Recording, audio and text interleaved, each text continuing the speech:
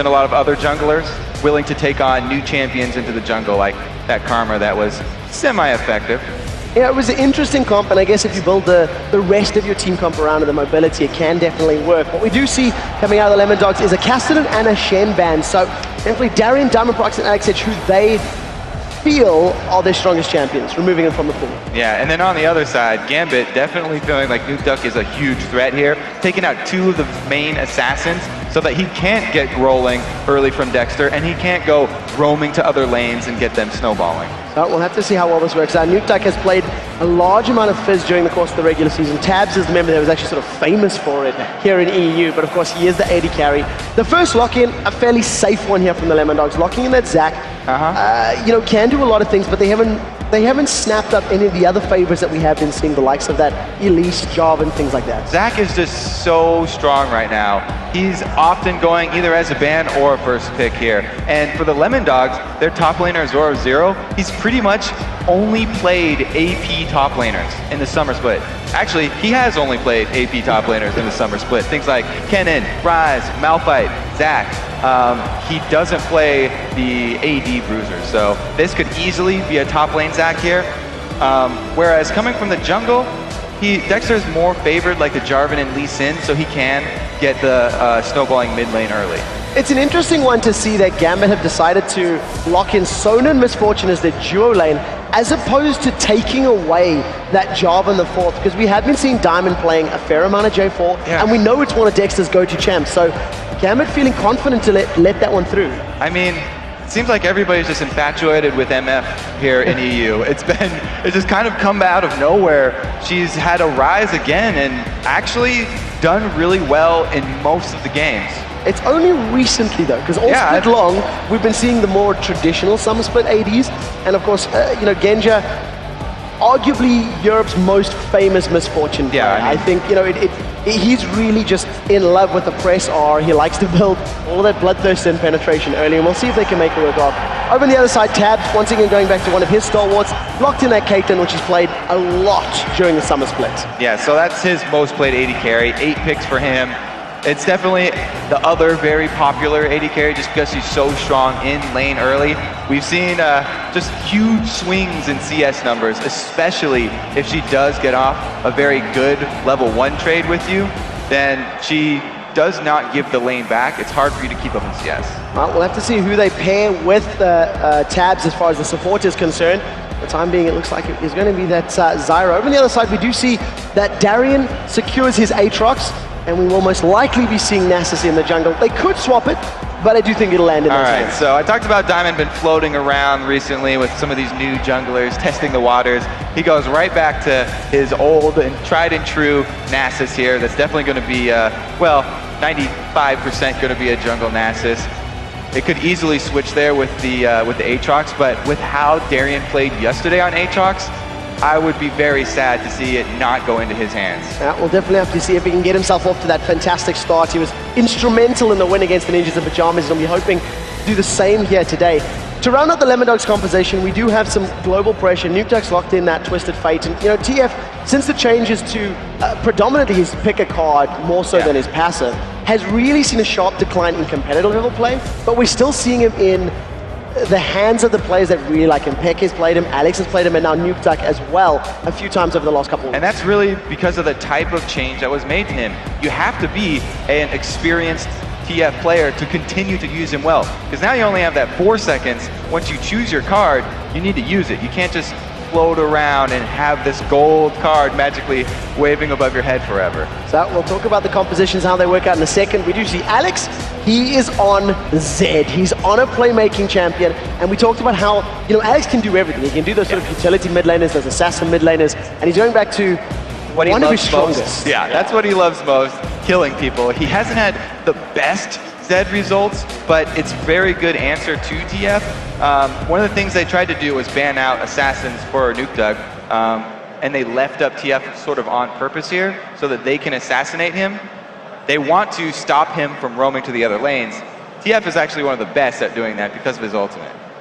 With the reaction to the TF pick middle, when there's a global threat like that, you want to pressure it at the source and go to that mid lane, gank him early and often, and Nasus does not provide that for this Gambit team. So they call an audible, they make the switch here. It's actually going to be Diamond with Aatrox trying to pull off a similar thing that like RNA did in the mid lane with that Aatrox. He went back over and over to the mid lane, ganking the TF and keeping him down, which eventually resulted in the alternate win.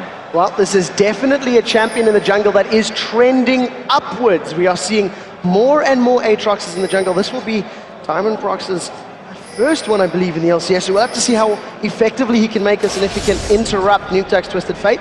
We do see that the LemonDogs throw themselves out a little flag and reveal a Gambit grass party as they were waiting to see if any invade came down from A grass party? Is that a South African thing? Yeah, hiding in the long, tall bushes of the Highveld of South Africa. Right now, we do see a nice tri-ward bush. They're revealing Genji's position, and this will inform the LemonDogs that Gambit are considering a lane swap right now, toying with the idea of moving the AD carry up top. All right, so yeah, just a little tussle over vision here. Nothing new for the early game, but looking towards Gambit's team, with that switch where they've rotated the Nasus actually into a lane Nasus, usually we'll see them max out that Siphoning Strike and take a bit longer to have an effect on the game. They often will freeze a lane, just trying to farm up those last hits until he gets really powerful with those Siphoning Strikes towards the end game, which is a bit different than what we're used to seeing from Gambit, where they actually like to take control of the jungle very early. Well, we'll have to see how well it works out for them and how practiced they are.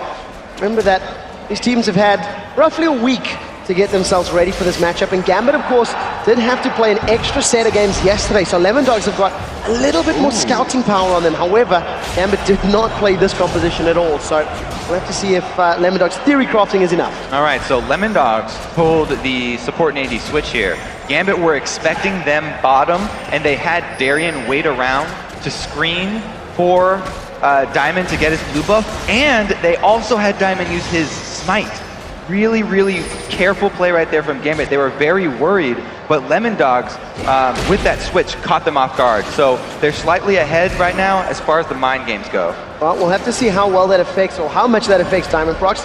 Of course, maybe not being as familiar or tested with this Aatrox in the jungle is a testament to the decision-making. Alex now in the mid lane, 6 CS, a little bit behind that of Nukeduck, but it is to be expected in these early levels. Alex is really just looking to get to 6 as quickly as possible, and then become a potential insta-burst threat onto Nukeduck. Yeah, that's the way you deal with TF. You get a high burst assassin like that, and some sort of crowd control. Aatrox would be great landing one of those dark flights, but the other way is for Alex, we'll probably see him place one of these lane wards right in that mid lane, you know, after TF does hit level 6 fairly early on, so that if he ever loses track of Nukeduck, they'll see which side he's leaking towards, and he can alert the lanes in time before the Destiny gank can actually go off. Well, we'll see if Nukeduck can make those Destinies work. We tend to see that if the first 1 or 2 Destinies don't yield any results, it takes a long time for those Twisted Fates to impact the game. Dexter right now, though, talked about the impact he could have in this matchup. Diamond Prox even highlighted how good Dexter is at counter-ganking. He's managed to move himself to this top lane, got double buffs up, and neither Genji nor Voidal are overstepping their bounds. They're playing it very safely. However, Voidal does look like he's about to face check. Robin does go in, and that's an instant flash from Voidal to get away from the knockup. So some early jungle time, not used quite optimally there. Dexter didn't make his normal rotation towards the mid, and now that Diamond saw him up top, he wants to cut him off and take advantage. The Diamond Prox throws Dexter up. Dexter manages to pull himself to safety, not knocking up Diamond in the process, but a very risky prospect when you remember that Aatrox does have a second lease on life. You really don't want to be dueling him at that low HP. And that's why Diamond went to intercept Dexter. This is the prime example of using what little information you have to go for the counter gank. It's not exactly a counter gank, but he knew he had the upper hand in the jungle, and he could at least get a really good trade-off, and at best, they could have mid laners collapse. Alex has already popped his red elixir. They're looking for blood. Well, he's getting closer and closer to that level 6. We'll see. Hopefully catch that very first all-in because it explodes so quickly. Genji caught up by that root there by Midian tabs. trading a little bit of damage, and that early game range and range poke that both Zyra and Caitlyn offer is really keeping Genja down. He's about a wave and a half worth of CS behind. And once they both hit level 6 too, if it's just a 2 versus 2 situation, glad that they have Zyra for the counter to a crescendo. As long as he can lay down the Stranglethorns, when he sees the cast time of that crescendo come out, the knockup should be enough to interrupt the MF bullet time, and they won't get bursted down in that double ult combo. So reaction time is definitely the thing to keep tabs of. Once we see tabs being jumped on. Oh my God. In terms of the LemonDogs right now, itemization, there's a lot of ping towards Dexter once again, caught up by Diamondprox and forced to back away. And right now, Diamond definitely having the advantage in those head-to-heads, but there was a lot of ping wards in the inventory of LemonDogs as opposed to just the normal wards from Gambit at this early point of the game. It's very important to Diamond to show the other jungler that he is the alpha dog first. And he's done it already with 2 trips into Dexter's jungle. Right now, Nukeduck forced backwards. Alexic throws out those shurikens. Has managed to keep him contained. 46 CS to 43. Nukeduck a little bit afraid of the mobility of Alex. He started with those boots and he's backing off for the first time. We'll pick up a couple of Doran rings and then move his way back into the lane. Both of the mid laners are now level 6, so the potential for a Destiny gank and or Deathmark fight is significantly higher because they're both available. And Diamondprox continues with his counter juggling. He took the double golem away at the large one, and now he's onto the Wraith camp as well. That ward that he placed very deep too by the Wraiths also served to protect Alex, which allows him to go aggressive on that Zed, which is what he wants. He wants to be able to keep the pressure on the TF and not be on his back foot. Well, we'll see how Diamond continues to counter jungle. He's approaching his ultimate as well, and I recall when we were talking to Wicked about how much he played Aatrox on one of his biggest strengths, and he said it's the tower pushing power that you have with that Bloodwell attack speed and your Massacre attack speed. Once you get to a tower, it's so easy to shred through it, and if Gambit stack up, it's definitely something that they can use to take control of the map. Yeah, and as we saw from Wicked in that last game, if you push to the tower, it's also very easy for him to dive that tower. Wicked made an amazing showing of how to use that passive effectively, having no fear and just diving right in as soon as he was pushed up all the way to the turret. Even if you do trade and go down, your opponent will lose a large minion wave there too. And if there's any team that's going to be happy to tower dive and pick fights on the enemy side of the map, Gambit is definitely one of those teams. The famous quote of see hero, kill hero. They've definitely got a composition that can accomplish that. We'll have to see. Once the combat starts, I feel the longer the game goes, the more likely it is to happen. I like this blue buff here on Alex, given to him by Diamond, even though people always, junglers usually like to take the blue buff when they don't have a mana user as a mid laner. The energy regen really helps Zed. That cooldown reduction will enable him to spam out his spells. One of the most important things when dealing with a TF is shoving him back so that he has to deal with minions. Zed does a really good job of that if he has blue buff. He can shove waves here, and it kind of reverts the sort of nerfs, the changes that were made to Zed early, where they increase the cooldown on that Shadow Slash. All right, we'll see how he manages to keep control. Ace in the hole goes out, manages to catch Genja on the back foot. Tabs is just using that as really as poke, just trying to keep Genja down, trying to maintain that CS lead, trying to maintain control. And we have some potential for action here in mid, as Dexter has been waiting very patiently for Alex to go aggressive and shove up here. He has used the Shadow, which is something that you look for when you're going for a gank, but he actually is playing it a little bit safer now because that ward that Diamond placed in the Wraith bush went away. Very good adjustments by Alex. And adjustments by Dexter as well. We see him now, he notices Diamond coming in. You do see that Nukeduck is moving towards him. Dexter level 6, he's actually going to run away from Diamondprox. Not willing to pick a fight. That's the power of Aatrox really early in the jungle. Here's the fight. Crescendo locks up Midi and tabs. There's no ace in the hole to come down, and Genja manages to get away with his life. Voidal looking like he saved his AD carry. That's exactly what I was talking about. Able to get down the Stranglethorns as the crescendo animation comes out means that they have no chance on going further on this. You know, Diamondprox gets locked up. Cold Card stuns him, Cataclysm out, but he manages to Dark Flight and flash to safety. But Summoner Spells blown, Bloodwell not popped. Flash for Wraith there, very, very chancy, but he re-warded there, and that is going to allow Alex that early aggression that he wanted to pull off, but had stopped because of his lack of vision. Well, bullet time being used here by Genji just to clear out the wave, trying to keep himself within touching distance as far as that CS is concerned. The lane that we really haven't seen too much of is that Darien Zora Zero lane. You know that Darien playing that Nasus, he was sacked. What a brief glimpse of it. He was roughly a plus 100 damage on that siphoning strike, and it really is farming up right now. Nukta caught up by the death mark, and Alex throws the first one down, not managing to pick up a kill. He does get pressure though. So this is one of the things when we say pressure so many different ways while casting, it's a little bit confusing for newer people. Just taking out the HP of Nukta means that he now has to worry about getting 100% and then killed. So that means that he's going to have to recall, and the minion waves are going to be shoved up by Alex into the turret, which draws Dexter out from the jungle, giving Gambit vision of the potential threat. Well, one thing I do want to highlight about this matchup right now, Diamond Pro's playing a slightly different jungler. He's had less of an impact on this early game at all. Very few ganks, really at all. He spent more time counter-jungling than he has in the lane. Dexter, on the other hand, as well, we haven't really seen many attempts for him to secure kills at all. And when we've seen him in the summer split, he really liked to get those pre-6 ganks and get those knockups down. And it just looks like he's giving Gambit the respect they deserve right now. Well, Diamond has done an amazing job of running interference on Dexter, and it shows in his CS numbers too. Whenever he goes to both find Dexter so that Dexter won't be able to pull off a gank, he also takes a camp on his way. He's taken this Wraith camp several times already. So, numbers right now still in favor of the LemonDogs as they secure the first tower of the game. Thanks to all the damage they got into Genji and Voidal, they were forced to recall and just allowed Tabs and Millie to chunk down. Alex caught by the gold card. We do see a knock from Dexter. Alex is trying to turn around. Deathmark is not available. Forced backwards. Ignite secures it. First blood for LemonDog. Dexter gets the last laugh here.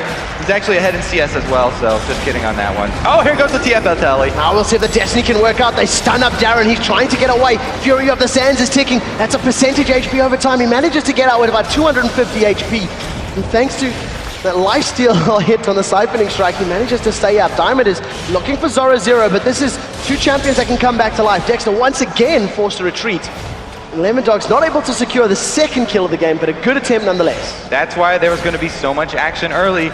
We thought the first blood was going to come from that lane, and it did. It was Dexter making the move first, and with TF still having his ulti up after that, he was then free to gank bottom. He managed to at least scare Darien out of lane, but he's doing very well for himself. 100 CS right now. Zora Zero 110. It's basically a farm fest, as it were, as neither of these champions have made any significant moves towards killing one another. And of course, when you consider that Darien has Ghost and Teleport, the potential to actually get kills is significantly harder. So we do see right now that Gambit are moving themselves towards that Dragon Pit. They stood right on top of a pink ward, so got a couple of sight wards themselves. They'll start to take control. And this is something that Gambit are famed for in Europe, is that dragon control. They have managed to jump onto it. They started this one out in full sight of LemonDogs. Without the Destiny available, the chance of an instant reply is significantly less. And Gambit will be able to secure this one before Dexter can even get in range. Dragon advantage goes to Gambit. Great job by them answering after the Destiny is down. One global objective that's going to slowly help them get back in this game. They're still behind here, and they have Zac pushing up top, while a Zyra Caitlyn down bottom will provide a lot of turret damage here and forced Darien to use his Spirit Fire and not get as many of those last hits with his Siphoning Strike. And we'll have to see how effectively he does. The Spirit Fire picking up a couple of them. It's just falling a little bit behind that of Zora Zero, but with the amount of armor that he's got built up at the moment with that Glacial Shroud and Ninja Tabi, he's not going to be too worried of the damage that Tabs is currently putting down. So we'll see how well he can control himself, see how well Tabs and Midi can focus down that tower. It does look like Voidal, however, is coming to back Darien up, and he may stick around for a little while. That should be plenty of wave clear here, because now he's got heal as well. We talk about jungle Nasus being able to clear waves super effectively. Lane Nasus does it even better because he levels up much quicker. And Darien is maxing that Siphoning Strike. It's around 150 already at this point in the game because he has rushed a Glacial Shroud, which gives cooldown reduction so he can use it even faster. So we may have transitioned ourselves into Season 2 because a Wriggles Lantern has just been secured. It's been a very long time since I've seen a Wriggles at this level of play, and that's been picked up on that Aatrox. So a little bit of early lifesteal, and I guess I can see how the synergy works. All right, Diamond showing some new trends here. We'll see how many people can jump on this bandwagon. All right, if anybody's going to set new trends, Diamond's definitely one of them. He's got that red buff up. You can see in the mid lane, Alex gets knocked up. Let's Bounce is available, and here comes Zoro. He manages to get Alex and Diamond. Deathmark is going to be enough to close out Nukeduck. Now Zoro trying to run away. Destiny was being channeled, and not going to be enough to get away because Nukeduck was killed. Diamond procs and Alex combo together perfectly. Right place, right time there for Diamond. The Destiny went off too late. It reveals position of everyone on Gambit, but Diamond was already headed right in, and that was the potential of the counter gank right there. Combo from Zed and Aatrox is way too much burst for any TF to deal with. Well, we'll see how effectively they can continue to set that up. What we've seen from both of the junglers is just that focus in the mid lane. Diamond coming in to help out Alex in this gank. Previously was Dexter helping out Nukeduck in the mid lane to secure first blood. And it's a clear focus from these junglers. Yeah, what do you know? Correct on that one. But the Zanya's Hourglass will be a nice turning point in that lane. Once Nukeduck's able to complete it, he actually has gone Blasting Wand after his arm guard though, so it'll take a while. Maybe feeling a little bit of the pressure. That might help out with some of the late wave clear. We'll have to see how that works out for him. He's not going to have that save me from Deathmark button that he's desperately looking for. Now Diamond Prox is moving himself towards this mid lane once again. Alex does have Deathmark available. There's a little bit of cooldown reduction from that Brutalizer. They may be looking to repeat their previous successes. And look at this Darien build here. He is going with a pure Siphoning Strike stacking build here. After the Glacial Shroud to give him cooldown reduction, he's getting a Sheen, which empowers the auto attack, so he doesn't even have to wait for a creep to get low. He's just going to be using that thing on cooldown, and we will keep track of those stacks, keep you guys updated on how powerful he does start to hit late game. So Genja once again going with his triple Doran's Blade into Bloodthirster build. This is something we see him do more and more often. Luckily he's transitioned away from the tier, but it's got this power spike. His opponent, however, has got an Infinity Edge. That's a massive difference. Well, I really love this on MF specifically because she is one of those sort of AD carries in that she puts a lot of emphasis on her ultimate, which benefits from flat attack damage scaling. And then having 3 Doran's Blades, the other half of that is the extra HP pool that she'll have. So if Nukeduck does ever get to the back and start on her, she'll have a lot more meat on her to be able to survive that. Well, we'll have to see whether or not Nukeduck can actually get through all of that additional meat and pick up the kill, because right now, that first Destiny was used to actually try to jump on Darien. It did not work out. Since that time, Teleport has become available for Darien. Destiny is still available for Nukeduck, and both of these teams have basically had a 20-minute laning phase. They've taken their time, they've farmed themselves up. There's a Wriggles Lantern in the game. And it's actually going to be fairly cost-effective because Diamond is using that ward on cooldown. So he's effectively got a mini Sightstone there, and it's not quite as gold efficient, but he's making great use of it. He wants to keep up his same game plan that he's had all game long and keep his whole team aware of Dexter's movements by warding very aggressively in the jungle. The one thing that we always see about these games that have extended laning phases is once the fights happen, they really tend to happen quickly, very swingy, I guess, because both teams have got so many items. The fights are a lot more able to just go in one way or the other, and it just depends on if we can get that first form of crowd control down. There's a fair amount of crowd control across the board. And with the pace of this game, you know, Darien's actually extremely happy right now. He's already up to 200 extra damage on that Nasus Siphoning Strike.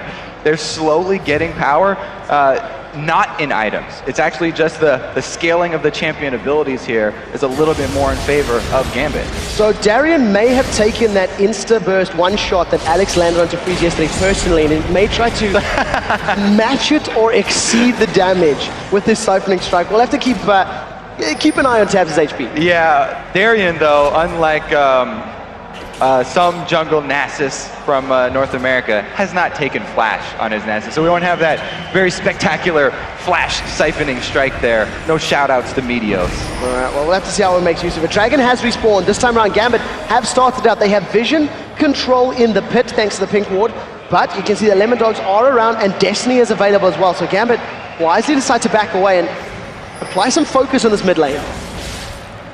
Gonna back away from the Dragon here. They do still have teleport up, so they can send Darien off to go continue to rack up more siphoning strike stacks, but the reason they brought him into lane to show was so they could buy Diamond this time to counter jungle. He preemptively set those wards earlier using that Wriggles that we talked about, and we talked about also counter jungling being such a team-based activity. Even Darien's in on it here. He takes his precious time away from stacking that Q to come help. They do manage to at least steal that blue buff, so it's been denied from Nuke Duck. And I do want to just mention that Diamond Prox is skilling up that Blades of Torment, the E on his jungle Aatrox, followed by Bloodthirst Price, the W. Just for interest sake, I actually did not keep tabs of what Cyanide was skilling up on his jungle Aatrox, so just for those that are watching. Nuke Duck is in the top lane split pushing here. Usually TF will be able to join the fight instantly, but it's only about a half of a map teleport at this point. He can't get all the way there, so there's no way LemonDogs can actually contest that one. They're just going to keep him split pushing up in that top lane, and a second Dragon for Gambit. Yeah, once again, Gambit demonstrating why they have so much control over that Dragon. They really they jump at any opportunity whenever they feel they can take it, and that was one of the safest Dragons they could take, based on the fact that Nuke Duck was always going to be a mile and a half away. We do see that Alex continues to farm up that Wraith Camp. 222 CS, the most farmed champion in the game right now. Blade of the Ruin King completed, as well as that Brutalizer. You can see that Zoro Zero's returned to lane to try and farm up here. It's the wave that Darren has pushed in. Now, with 2 towers down, Gambit only have that mid tower up. Where do they look to actually move as a team? They're not looking to move. They're happy with how this game is going. They want to get the extra scaling here from Darien. The thing is, since Darien has Ghost instead of Flash, LemonDogs actually have a nice end game strategy here where they could just Cataclysm Darien and then leave him in there. You can, as long as you don't use your Flag and Drag, the EQ from Jarvan, to initiate, you can just Cataclysm and then jump out of it, leave Darien all by himself in that kennel.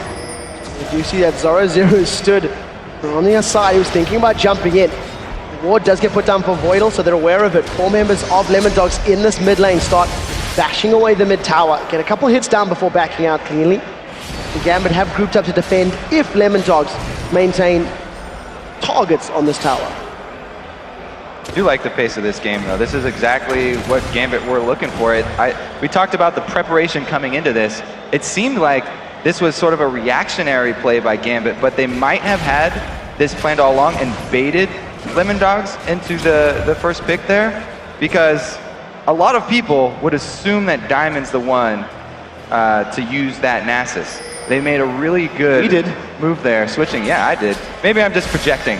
Well, we'll have to see how it works out for them. As the time being, Dexter does throw himself in, doesn't manage to get any knockups. Diamond Prox sidesteps away, gets a double knockup, turns the pressure onto Mithy as the bullet time comes across. Mithy drops to 300 HP, but he gets out cleanly. 4 members of Gambit now want to pick up fights. Now Zoro Zero is going to be able to get popped by Alexic. She's managed to flash away. Ignite pops his passive, Cell Division's up. Alexic is going to look to pick up a kill with some of that splash damage that he does have. One single Shadow Slash secures it. First tower of the game in favor of Gambit. They secured in the mid lane, and they haven't stopped. They want to now jump on that mid in a turret. Oh, that's why Zed is feared so much as a split pusher. The dueling power is way too much, and he also gets to even cheat at that whack-a-mole game. The Shadow Slash at the end can hit all 4 bloblets. So we do see that even against that Sunfire Cape, there's a goal. It's going to be enough. Now Cataclysm locks down Gambit in the mid lane, and Dexter instantly flashes out of it. Realizes he's bit off more than he can chew. Gambit have at least been dissuaded from that mid lane attack as Alex is hammering away on this bottom lane outer tower. So Dexter showing right there what they're looking to do late game to contain the melee threats here. There's trap Darien inside that Cataclysm and get out. The only reason is they only had 4 people, so they didn't actually want to fight that team fight. I guess he was just showing them his hand a little early, though. Well, at the very least, Diamond Prox and Alex will be able to hop out of that Cataclysm if they do get trapped in. They're not so dependent on that flash. We'll have to see how they maintain control over those cooldowns. All of a sudden, with those 2 towers back-to-back and a couple of kills, Gambit are able to take the gold lead as we hit the 25-minute mark. And the one thing I really want to highlight just about all that stands out for me is that Alex was able to kill Zoro Zero with all of that armor already. And the last was from Brutalize is so strong. It's one of the things that's very surprising about Zed. Oh, he's going for another kill here. Zoro Zero knows what happened last time, doesn't want a piece. Deathmark is out. Let's bounce comes down from Zoro Zero. He's trying to interrupt Alex as best as he can. Luckily, thanks to knocking him in the air, there's not enough spells. And the Destiny comes down, manages to secure a kill for LemonDogs. Zoro Zero doing perfectly to avoid that. Gambit don't usually forget about cooldowns like that. And with Twisted Fate's Destiny available, Alex knew he had no backup, and just a little bit of an outplay right there by LemonDogs. They keep the kill score even at 2-2. There's only 500 gold that separates these two teams, and that's probably in Twisted Fate's passive back pocket right now.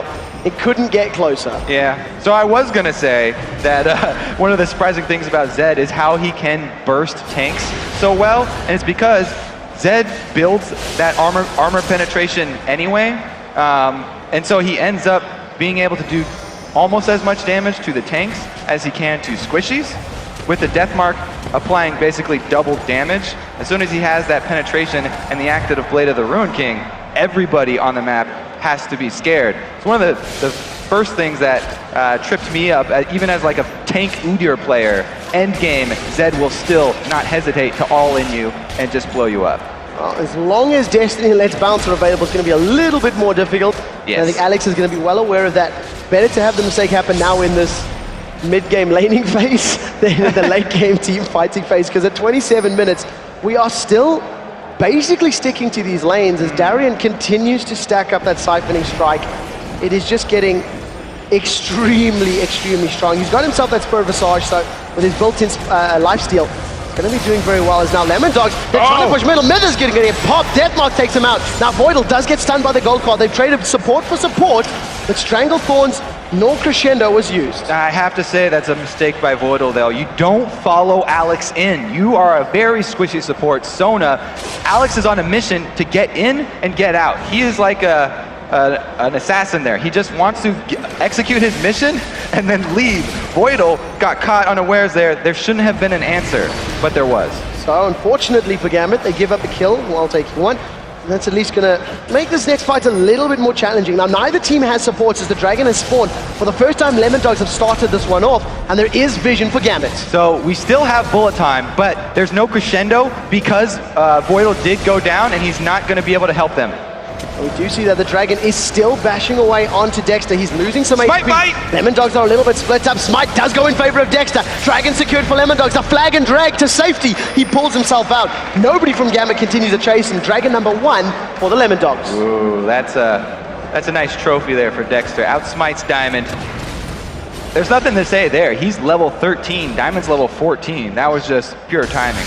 Well played there by Dexter. Of course, LemonDogs did start that Dragon off a little bit more on tune. All right, so Darian has pretty much left Summoner's Rift and went to play Farmville here. He's up at 330 on his Siphoning Strike now.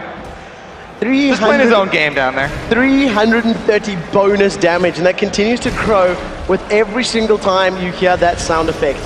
And he's just going to become a terrifying beast. Now, he's only really built survivability items. You know, that Iceborne Golem is kind of a mixture of two. Do you think we'll see him build damage? So the thing is, after that Iceborne Gauntlet, he's built a Spirit Visage for more cooldown reduction to have max cooldown reduction and literally spam that Siphoning Strike every time it's off cooldown. So he slams one into Dexter, available again, manages to get 2 off. That's dropped a decent chunk out of Dexter's HP, but he has a Master Warden's Mail and a Giant's Belt, so we'll see how hard that hits if he can get onto tabs. All of Gambit have grouped up. They're now Siphoning Striking down the tower. Tower number 3 is going to fall in the background as the Stranglethorns throws up members of the Russian team. Alexic jumps forward with that Deathmark, puts a couple of slashes down, does get taken out in the process. Gold Guard locks up Genji as the bullet time not really doing the damage they wanted. Destiny's available. That's 2 kills for Zoro Zero as now the gate does land. Crescendo locks up Nuke Duck. Voidal gets a power cord down, flashes away from the knockup of Dexter. There's no more CC to follow up from the LemonDogs, and Gambit managed to get away with 3.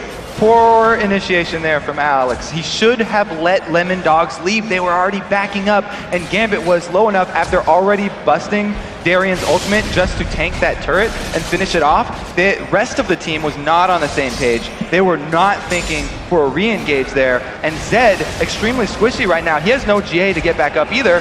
All in, and he dies. It's not over yet. Zoro throws up Diamond into the air. That's going to be enough presence to dissuade Diamond from sticking around, and the third tower of the game falls in favor of LemonDogs. They now have all 3 outer towers down and a little bit more free reign on Gambit's buffs, because we've seen Gambit with significantly more invades than we have seen from LemonDogs. This may be the door opening for LemonDogs to try and take control back of the map. They have a 2-kill advantage, they have a 2,000 gold advantage, and we're just seeing play and counterplay as both teams are showing they have the ability to pick up kills and win fights and objectives when forced to. Yeah, it seems like Alex really isn't on the same page here. He's used to a high-paced game and more action. He's getting a little bit ahead of himself, and maybe this is the reason why his, Zed record isn't as stellar as it could be. Everybody else is playing a slow game here from Gambit, and they're happy to wait around, whereas Alex always wants kills. So, in terms of itemization, Static Shiv and Infinity Edge completed for tabs, looking for some additional wave clear and on-hit burst, a lot of armor and defensive items. Nothing too surprising here, with the exception maybe that Warden's Mail. And we'll touch on the Stinger in a second, as right now LemonDogs, they're grouped up. As we talked about, towers are down, and now they're invading to challenge for buffs. This is a very dangerous counter here for Gambit. They're walking through this small jungle pathway to try and contest LemonDogs. They've already secured the red buff because of the caution that Gambit have to take around that small corridor. So what I was trying to get at before that little posturing took place, that's a Stinger in Darren's back pocket. I assume that's going to become a Zephyr. Is that where he's getting his tenacity from? Yep, because he's already got Ninja Tabby, because he's against Caitlyn. Most of Caitlyn's damage does, in the end game, come from auto attacks, so those are the most effective boots against her. And then if he's able to get that Zephyr, not only does he get tenacity, but he also gets more attack speed. Nasus has passive life steal, so with the Spirit Visage, he's actually sustain tanking. The more attack speed he has, the more auto attacks, and the better that life steal is going to be. Well, we'll see how efficiently it works out in these team fights, because we've actually seen more sort of skirmishes with one team getting an advantage before the other. Speaking of those auto attacks there from Darren, he just passed 400 here. 400 extra damage after 32 minutes. This is going to be very scary, and that damage on towers is going to be even more impactful if Darian can get to them. He is melee, of course, so on the condition he's not locked into a Cataclysm, you've got to imagine that LemonDogs towers are not going to be standing for particularly long. That's the thing, though. That's why I called it out very early. LemonDogs had this Jarvan very early on, and that's always going to be an option for them in the late game. Gambit, or Darian specifically, didn't seem to be concerned about that, and he hasn't gotten much benefit from the Ghost. I think that he may reconsider after watching this game. Well, we'll definitely have to see what the decision is, because right now Gambit, we're moving towards Baron. Destiny reveals their positioning as NukeDuck reads them like a book. He manages to go to the Wraith camp, saves himself 3 seconds worth of walking time, and secures himself that Wraith. And again, it's just the game is balancing on a knife edge, and neither team is looking to lose that balance and fall too far down.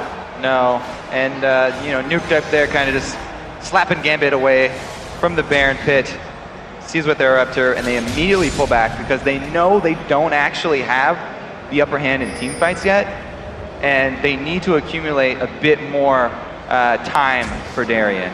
Well, this is the closest these two teams have been for a little while. Zoro definitely thinking about getting involved. Saunters over towards Darian. Darren's glowing fist force him away. Now the slingshot is being charged. Zoro cancels it, gets a little bit of that cooldown back. Definitely both of these teams are moving towards the Baron. It's something that we talked about as far as European teams are concerned. Now, if they do end up actually going with a hard engage here, Voidal actually out of position again, very dangerous, but you have to keep your eyes on Alex this time. He's not going to be going after NukeDuck at the very beginning unless NukeDuck's already out of position, because he has finished that Zanya's Hourglass. Probably going to be trying to get to tabs. So Diamond Brock does get knocked up. He gets knocked up in his flight. Does manage to flash to safety as Darren throws down the Spirit Fire. That is the flash out of Diamond Prox, though. Very good timing on that knockup from the LemonDogs. Second time this weekend that we've seen a Zac bounce interrupting Dark Flight.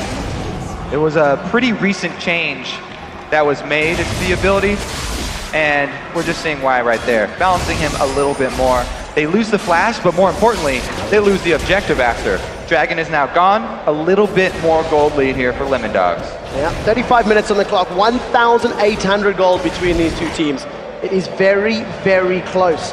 Now, all of a sudden, LemonDogs with a numbers advantage and a vision advantage, they clear out this Baron pit, and all of a sudden, Gambit is now the team that has to respond. Gambit is the team that needs to move in there and check out what's happening. Zoro throws himself in. There's no flash for Diamond Prox. He does get stunned up. Gold card is there. Now Destiny's being used as we do see Zoro bouncing all up in Gambit's face. Crescendo has not been used just yet. It finally locks up in Nukeduck and Zoro in the background. The first victim to fall is Genja, followed quickly by Diamond Prox after coming back from that blood well. Ace in the hole, not going to be enough to close off Alex, and his death mark not really having an impact in this match right now. Voidal does get taken down.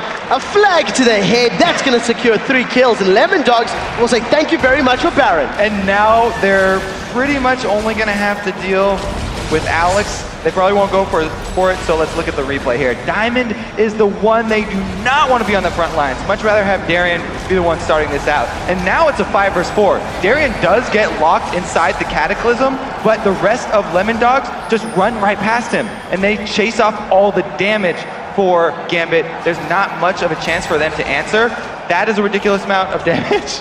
And Nukeduck thinks that he's done because of how powerful his wild cards and pick a card were, but the small heal there from Voidal makes him burn his flash. So, nevertheless, a team fight victory for the LemonDogs. A Baron secured for the LemonDogs, and the first real sign of a lead that we've seen in the entirety of this match, but it is still very small. And we've seen how Diamond is a very untanky Aatrox. He's kind of all over the place with his build here. He has not gone with the Hydra that we've seen Darian favor, and he has not gone extremely tanky after that. No Aegis or anything. He's just got bits and pieces of varying defensive items here, kind of going in all directions at once and not really getting to any final destination. Well, we'll have to see where it ends up. Ignite is down on Zoro. Deathmark was used, does get popped. They're not going to be enough to take him out this time. Zoro is even more tanky than the previous time they fought. Randian's only completed along with another Giant's Belt in there. So we do see that Alex trying to split push a little bit, but not really focusing on that. It's too dangerous for him. We've already seen Nukeduck check him once, last time he got out of line, and he can easily do that again. Now they have got Baron buff, so it makes it even that much more dangerous. A Gambit team will not be able to capitalize on the commitment of multiple resources that go after Alex. As it stands right now, 5 of the LemonDogs kills have been clustered onto Zoro. That's a very beefy, disruptive tank that's up there in the front line, and Gambit really haven't had a way to deal with him. The one fight that we really have seen, Zoro disrupted them so immensely, and now he's the one split pushing. Now, one of the counters, or the combo breakers, that I was looking for in that last EG game is if you're up against a good combo like a Sona Crescendo plus Bullet Time, then one way to do it without spreading out the team is just to focus on one super heavy tank, just go full tank and have that person rush the combo so that the area of effect spells are being blown on your single super tank. And that way the rest of your team doesn't have to worry about it, and they can effectively, that could be your combo breaker right from the start. Well, we'll see whether or not Zoro can continue to maintain control of that Crescendo Bullet Time. As LemonDogs stick to that 5,000 gold lead. Darian continues to farm up his Siphoning Strike. Zephyr was completed, still sitting on that Crystalline Flask, as well as his Spirit Visage. The top outer tower is still standing here for the LemonDogs. Gambit has secured 2 mid towers, 1 bottom outer tower. But neither team is brave enough. I'm going to call it, neither team is brave enough right now, or thinks it is intelligent enough to be pushing these lanes as a 5-man. Yeah, so LemonDogs are ahead, but they're really looking to snag someone out from Gambit. They're fine with sitting on this because, like I said, they've got Zoro, who's a super tank, and has multiple interruption spells that he can use to break that combo of the Sona. Knockups are all in place. Crescendo comes out, locks in place Dexter and Zoro Zero. Now Diamond Prox, his blood well has been popped. It is going to regenerate a lot of HP, and good timing from Zoro Zero. Knocks him back up into the air. Well, there's LemonDogs catching him out of position. They didn't even have to use Destiny. Now the gate comes down, Gold Card is primed, doesn't manage to lock on anybody as the wild cards, they're out just a single minion. Inner mid turret is down, and with a 49-second death timer, this could be an inhibitor going down. We do see Zoro Zero charges up the slingshot, decides not to fire it. Remember, Genja does have a Guardian Angel, so he needs to get taken down twice in a fight if they do want to secure the kill. LemonDogs, however, waiting for that minion line, waiting for the conga before they get on the tower. The thing is, Genja doesn't have attack speed, so all you really have to do is interrupt his ultimate. And we'll see whether or not the multitude of knockups and stuns can in fact do that. Right now, tower has been dropped 20 seconds before Diamond Prox is up. Spirit Fire being thrown down there by Darien, helping out clear the way, but there's no tower to fight on. But if you see Darien gets caught up by the trap, the inhibitor does drop. The LemonDogs get out cleanly. 35 seconds to take a tower on the inhibitor. They'll be happy with that. They're fine with playing this slow, as you can see, because they're so calm and collected. They know that they already have answers for the threats on Gambit. Whether it be Darien's stacking up over 500 damage on his siphoning strike, they can just cataclysm him, leave him there. Or the dual lane combo of the Crescendo bullet time. They've got Zach here, who's going to be bouncing all over them and interrupting. So pretty much the only thing left is Alex. And as long as he doesn't get 2 tabs, they're going to be fine. Well, we'll have to see whether or not Gambit can actually make this Oh my work, god. right They now, even have Quicksilver Sash now. They literally have answers for everything Gambit can throw at them. I'm at a loss for words right now because I don't think I've ever seen a Gambit quite this passive before, ever. And I also don't think I've seen a team really counterpick and counter-itemize their opponents so efficiently and so effectively. You know, the LemonDogs, they haven't made really any mistakes. All of the kills and the objectives that have been secured have been thanks to good plays by that respective team. I really want an extended listen-in on the LemonDogs communication, because we talked about Mithy's impact with all the research and the planning and the in-game information that he feeds to his team. I feel like this could have all been orchestrated by him, and that's why LemonDogs are so calm. You can see them on the cams whenever we switch. They're never panicked. They're always just calmly talking and communicating, and that's why their plays in-game reflect that. They never rush in. To be very fair, there hasn't been 12 kills in 43 minutes, so yeah. A lot of the farming in lane's not quite as stressful as the team fights, but you know, LemonDogs, they're playing this one by the numbers. We've seen how impactful late game Caitlyn's can be, especially when sieging up towers and trying to focus down those objectives from range. Zoro Zero thinks about jumping in, primes the slingshot, doesn't lock it down. Dexter does manage to get that Demacian standard and Dragon Strike combo, not gonna land now. Oh god. You see Ace in the hole comes out, Diamond Prox is gonna go down. Let's Bounce is there, but it's a Piltover Peacemaker that uses it. Alex decides to use a Death Knock on Zoro Zero. It does pop, not gonna be able to secure a kill yet, as the Stranglethorns throws up 3 members of Gambit. Now we see that's 2 kills on the board for Tabs as he 90 calibers forward. Massive critical hit, secures him the triple kill, and we see Alex tries to go back in. The 4th kill of the fight does land in Nukeduck's back pocket, as we do see Genja has made it out cleanly. A 4-for-1 trade, and LemonDogs may be on for the win. Because Zoro Zero went in on Diamond and didn't use his interrupts for Genja, they were able to at least get off a good bullet time there. Everyone paid for it with their lives though, so it's only Genja by himself trying to save this one. First Nexus turret does drop, and in a 44-minute farm fest here, LemonDogs are going to secure the first victory of the semi-final. A strong victory, one that was really thought about more than played for. That was how people talk about winning in picks. Not only did they win in picks, but they also won in-game with their itemization. It was much more of a chess game than an MMA fight or something. There was very little brawling here and a lot of just choices by LemonDog that were well informed. The question is then, if LemonDog's decisions were well informed, would you consider Gambit's decisions less informed? Because the Nasus pick, in theory, could have been good. That Siphoning Strike was immensely powerful. He had so much farm, he had so many items, but it didn't have any impact in the game. It reminds me of the top lane Nasus we've seen during the International Wildcard. It just fizzled towards the late game. So maybe it isn't that powerful late game then. I mean, he did have teleport, didn't really get to make any teleport plays. He had Ghost, didn't really make any Ghost plays. And all of that time that he spent farming was pretty much wasted.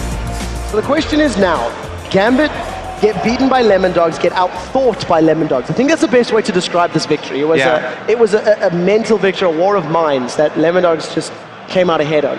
And as a coach, like, that's the best way that your team can win. They'd be very happy with that because that's one of the few times where we see League of Legends games be consistent. That's how LemonDogs are the only European team that's been consistent. They're now 15-4 record with Mithy on them.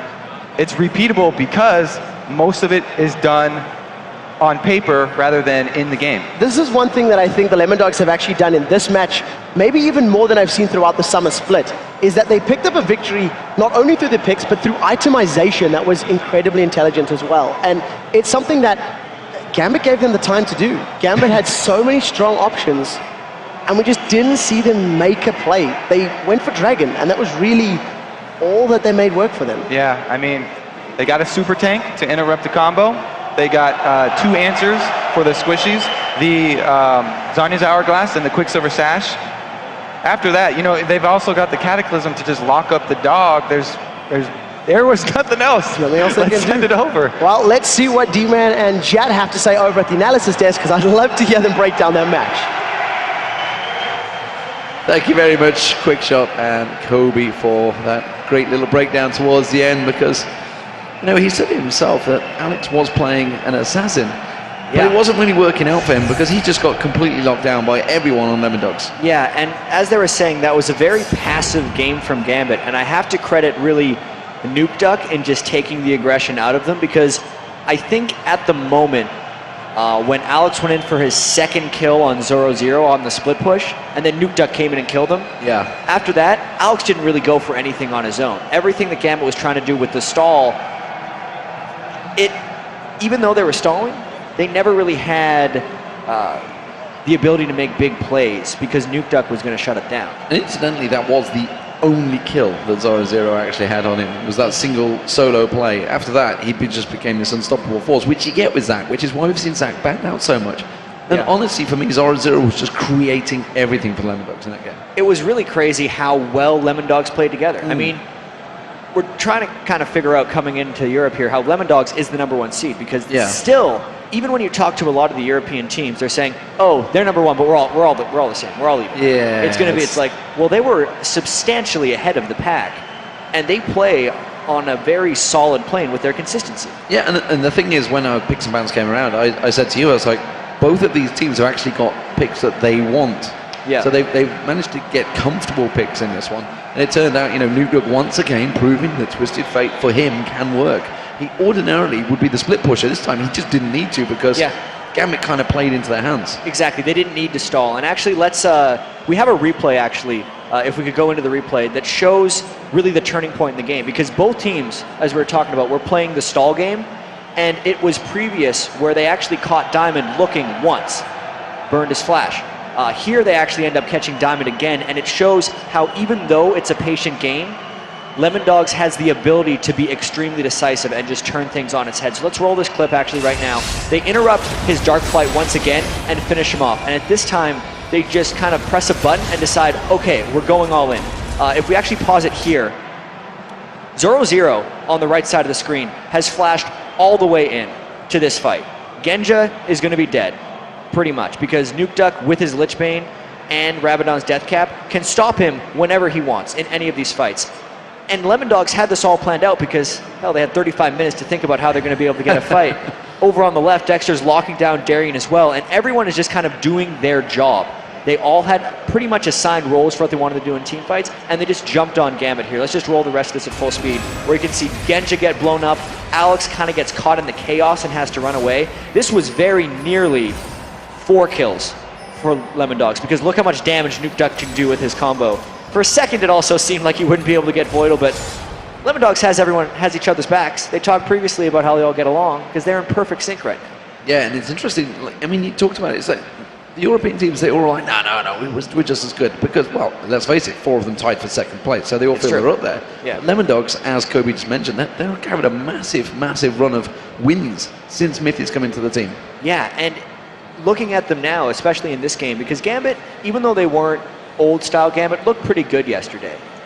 And it was in 2 stalled-out style of games that they eventually overtook NIP, because Gambit, seemingly, if they can kind of get to late game, they have good enough team fighting skills and enough experience with each other that they can just pull out those late game wins and have some good decision making.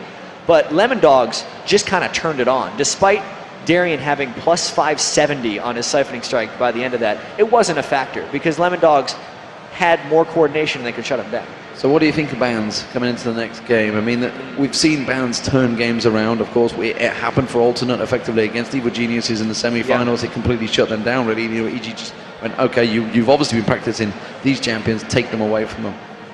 That's one thing I see with LemonDogs as well. Yeah. Is unlike a lot of these other teams, they don't necessarily have to tunnel on certain champions. I think maybe Jarvan for Dexter, just because that type of coordination, initiation really helps them as a team. But other than that, like Nuke Duck plays too many things. I mean, just based on European games, Aatrox has been a big factor this weekend. Yeah. I don't necessarily think that's something Dexter or anyone on LemonDogs requires. I think it's more about Gambit having to adapt their picks to what LemonDogs does more reactively. I mean, I'm interested to see what Gambit do because they've got Misfortune. They're happy with that. Sona, that's like the insta-lock in for They them. got most of their They stuff. got Aatrox. It was on Diamond and not Darian. I would expect Darian to have took it. That kind of surprised us at the start of the game, and I think everybody else. And Zed for Alex, so really they've got their ideal team. Yeah. They just need to play better. Yeah, and to talk about the Darian playing Nasus thing, it worked in a sense of when we saw Soaz pull out the Nasus. It's the against another tank laner, for instance, like it was against a Malphite. This was against a Zac, and the whole idea is you just have enough sustain that he can't push you out of farming your Q, and you get in that mode of farming your Q. But Darian kind of got in a mode that I tend to get on when I'm getting Nasus, where the whole game to you becomes about the Q, and you forget about the actual game. Sure, he had 570, which means he killed nearly 200 minions with his Q, but he didn't even have an assist. He didn't play the game, as it were. He just played the minion game. Exactly. Just farming Nasus. Well, sometimes you can farm your way to victory, not this time, though. So, ladies and gentlemen, we've got to take a short break, but when we return, the LemonDogs will try to lock down a spot in Sunday's finals and join Fnatic and, I might add, Najin Sword in the World Championships. The LCS Regional Playoffs live from